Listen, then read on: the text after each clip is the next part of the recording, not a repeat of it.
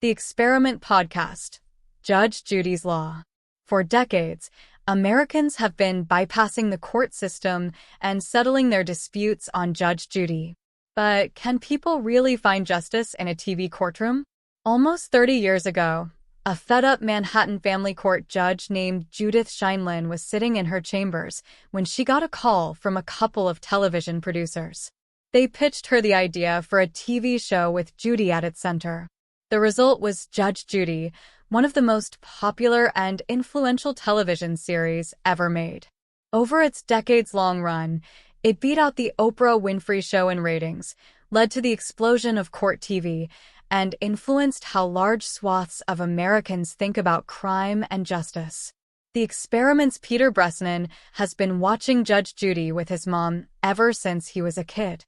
But recently, he began to wonder how the show managed to become such a force in American culture and what impact it's had on the thousands of litigants who stood before Judy's TV bench. What he found was a strange story about what happens when the line between law and entertainment starts to blur. This episode of The Experiment was produced by Peter Bresnan with help from Salman Ahad Khan. Editing by Jenny Lawton, Julia Longoria, Emily Bodian, and Michael May. Fact check by Will Gordon. Sound design by Joe Plord with additional engineering by Jen Munson. Transcription by Caleb Cotting. Victoria Bresnan, hello. Petey. Peter Bresnan, hey mama. Longoria. We're kicking things off this week with producer Peter Bresnan and his mom, Victoria. Victoria. How are you, bubby? Peter. I'm doing good. How are you? Victoria. I'm good. A gentle, familiar laugh rings in her voice. I'm good. Peter Bresnan. When I was growing up, my mom and I used to spend hours and hours sitting in our living room watching this one particular TV show. Beethoven's Symphony No. 5 reemerges suddenly, one of the most famous and influential court shows ever made. Peter. How long have you been watching Judge Judy? Victoria. Probably about 30 years. Peter. My mom started letting me watch Judge Judy when I was, 12 or 13. And it's gotten to the point now where if I am in a hotel room and I turn on the TV and Judge Judy is on, it's like I can smell the leather of my parents' sofa.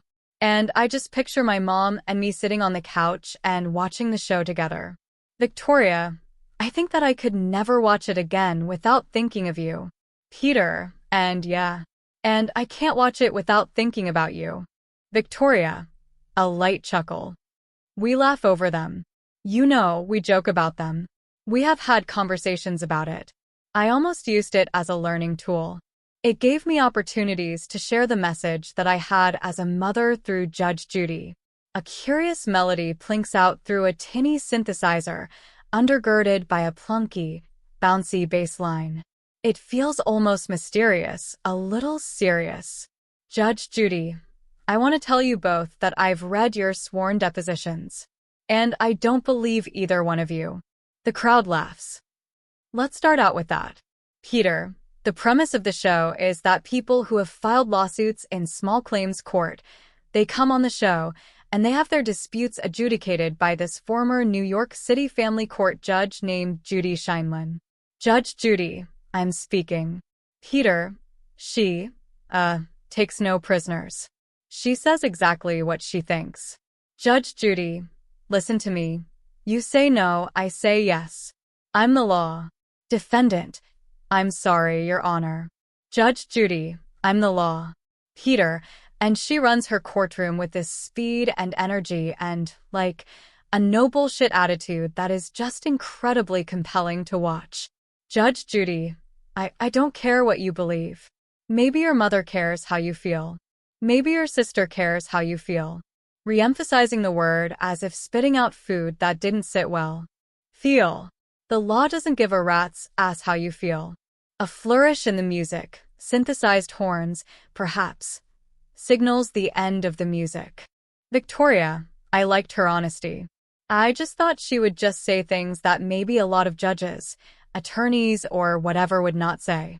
Peter. My mom has never really spent that much time in court. And I haven't spent much time in court either, aside from jury duty. And I think, for us, Judge Judy really felt like a window into how the American court system works. Victoria, I have to believe that it's very, very representative of how the justice system is.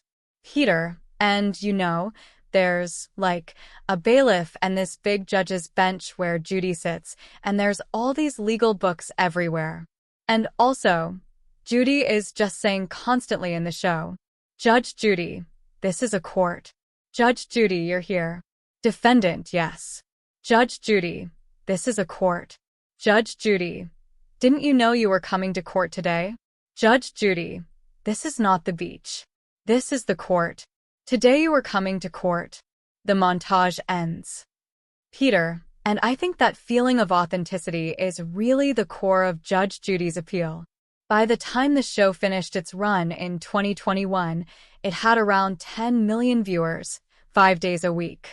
Again and again, it beat out Oprah and became the most-watched daytime TV show in America.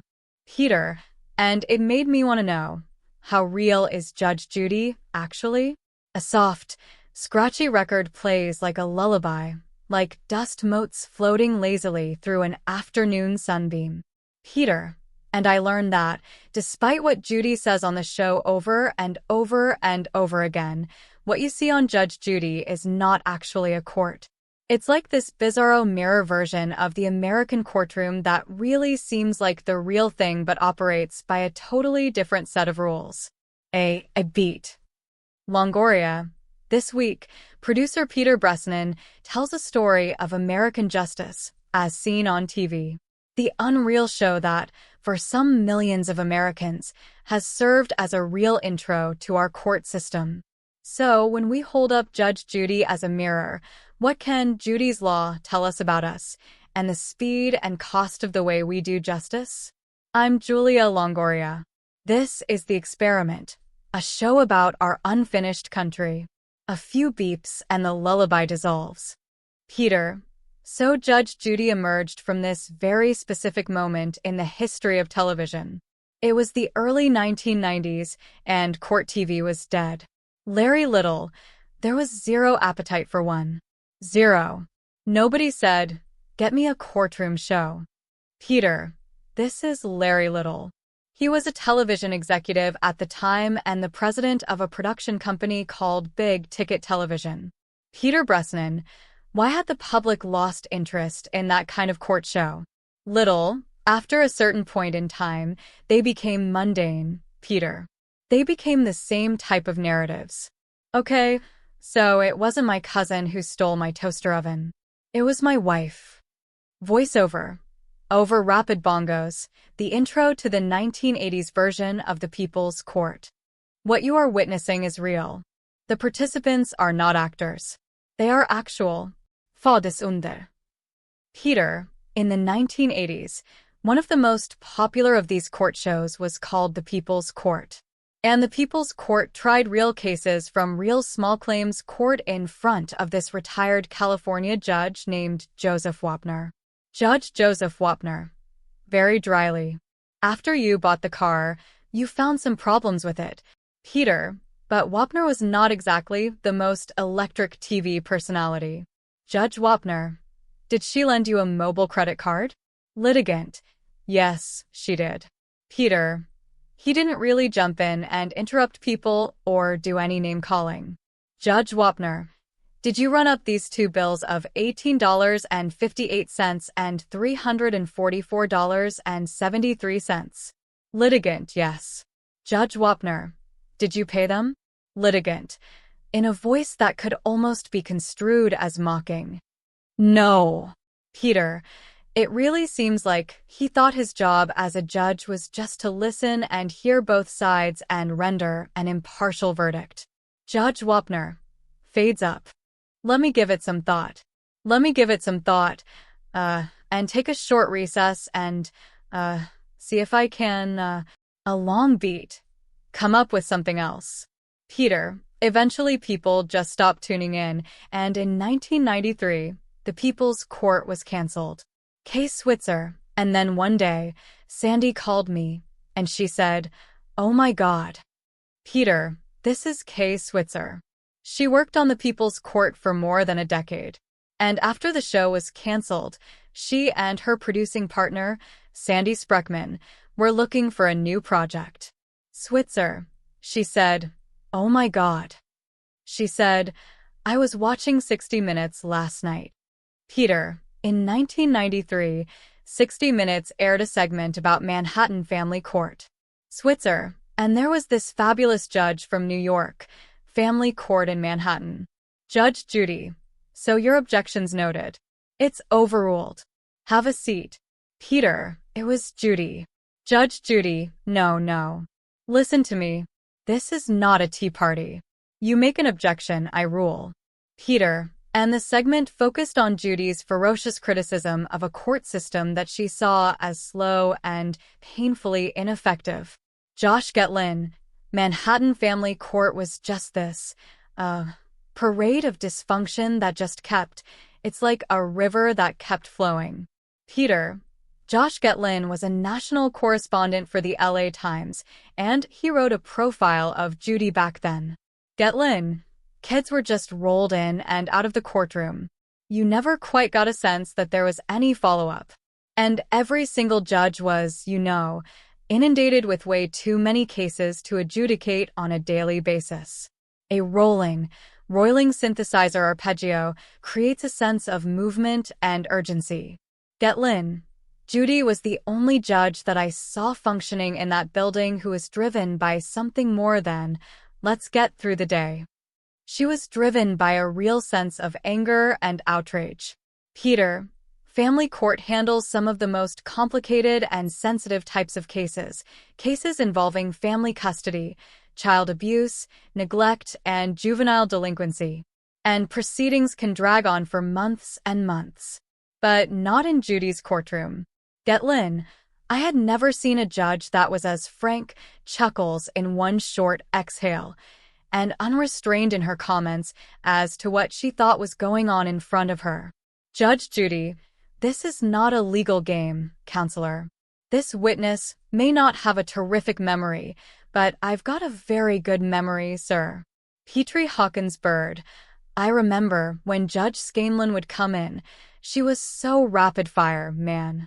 Peter, Petrie Hawkins Bird was a court officer assigned to Judy's courtroom back then, and he'd go on to play the bailiff on Judge Judy. Bird, you really appreciated her because she was no nonsense. They say, the wheels of justice grind, but they grind slowly. Chuckles heartily. "No, we don't. We don't really have time for that." Laughs fully. They must grind as swiftly as possible in order for everybody to get an opportunity at real justice. But after more than 10 years as a judge, Judy was starting to feel like the courts were more broken than she was able to fix. "Switzer," we called her in Manhattan, in her chambers.